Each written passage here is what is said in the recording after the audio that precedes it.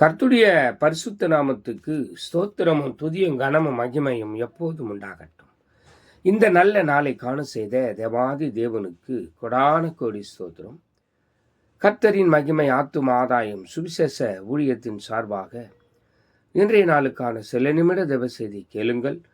இனி காலம் செல்லாது, இனி காலம் செல்லாது, இனி காலம் செல்லாது. என் ஆண்டவராய் இயேசு கிறிஸ்து வரப்போகிறார். ஆயத்தமாயிருங்கள், ஆயத்தமாயிருங்கள். அநேகரை ஆயத்தப்படுத்தி ஆண்டவர் பக்கமாய் திருப்புங்கள். பக்கத்துணையாய், பக்கபலனாய் உங்க பக்கத்திலே இருந்து நல்ல காரியங்களை செய்து முடிக்கிற நல்லவர் உங்களுடனே கூடவே இருப்பார். விசேஷமாக புலம்பல் 5ஆம் அதிகாரம் 1ஆம் வசனம். கர்த்தாவே, எங்களுக்கு நேரிட்டதை நினைத்தருளும், எங்கள் நந்தையை நோக்கி பாரும் என்று சொல்லி. எனக்கு பிரியமான தேவ ஜனமே, அவர் உங்களை நோக்கி பார்ப்பார். நீங்கள் பிரகாசமாய் இருப்பீர்கள். காரணம் என்ன தெரியுமா?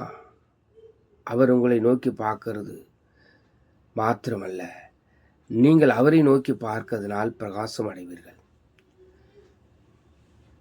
உங்களுக்கு நேரிட்டதை அவர் நினைத்தார், மாற்றினார், இன்னும் மாற்றுவார்.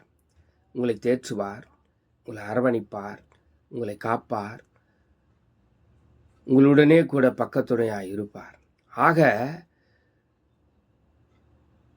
எல்லாவற்றையும் மாற்றுகிறவர், உங்களை தேற்றுகிறவர் உங்களுடனே கூடவே இருப்பார்.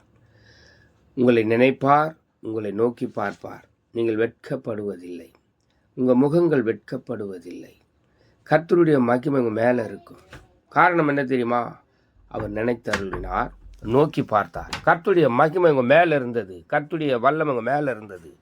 தேவ மகிமையும் ஆளுகையும் உங்களை பின்தொடரும். God bless you. God bless you.